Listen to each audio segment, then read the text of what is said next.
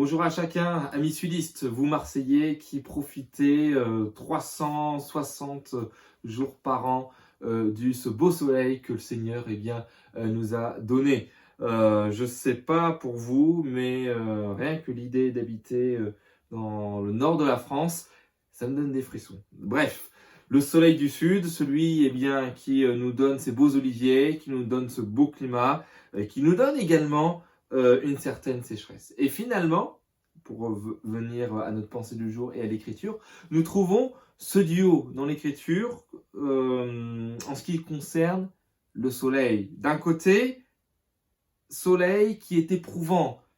Psaume 121, versets 5 à 7. L'Éternel est celui qui te garde. L'Éternel est ton nom à ta main droite. Pendant le jour, le soleil ne te frappera point, ni la lune pendant la nuit. L'Éternel te gardera de tout mal, il gardera ton âme. Et ici, le soleil est donc comparé à quelque chose de négatif. Et c'est vrai que lorsque vous faites une grande randonnée et que vous n'avez pas d'eau et qu'il fait 35 degrés sous le soleil, on peut légitimement le comparer à l'épreuve. Et ici, il y a cette promesse de l'Écriture dans le psaume 121 que malgré l'épreuve qui pourrait venir, tel un soleil ardent, le Seigneur est celui qui nous gardera, qui nous guidera, verset 7 de ce psaume 121. L'Éternel te gardera de tout mal, il gardera ton âme. C'est une promesse à prendre pour nous ce matin. Apocalypse 7, verset 16, qui proclame la délivrance de l'épreuve, de cette grande épreuve dans laquelle on est tous engagés sur cette terre. Ils n'auront plus faim, ils n'auront plus soif, et le soleil ne les frappera point, ni aucune chaleur. Il nous tarde de voir notre Seigneur face à face, d'être réunis avec lui. C'est notre but, c'est notre perspective. C'est pour cela que nous vivons et que nous marchons.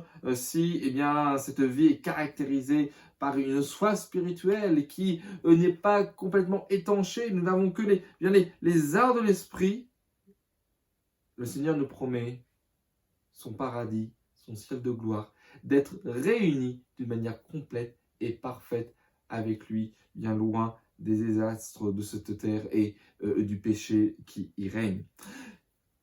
On évoquait une certaine dualité au sujet du soleil. Oui, le soleil également est présenté dans la Bible et pour servir de comparaison à l'œuvre de Dieu, à la personne de Dieu, à sa majesté, à sa grandeur. Psaume 37, verset 7. Il fera paraître ta justice comme la lumière et ton droit comme le soleil à son midi. Autrement dit, le Seigneur est celui qui compare le soleil à la droiture, à la justice.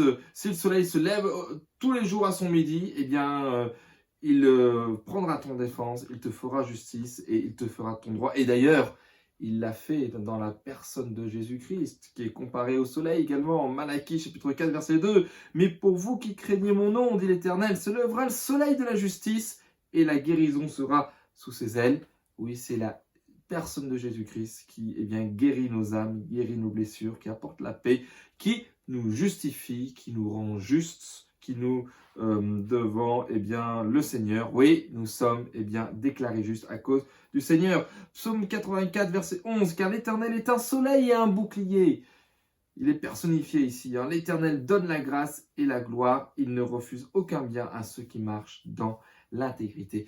Seigneur, ce matin, cette semaine dans nos vies, fais briller ton soleil sur nos vies. Oui, comme le dit si bien l'église de la rue de Sèvres à Paris, nous vivons des temps troublés, mais nous connaissons et adorons le Seigneur, et Sauveur vivant et puissant, dont la bonne nouvelle résonne plus que jamais. Une très bonne journée à chacun.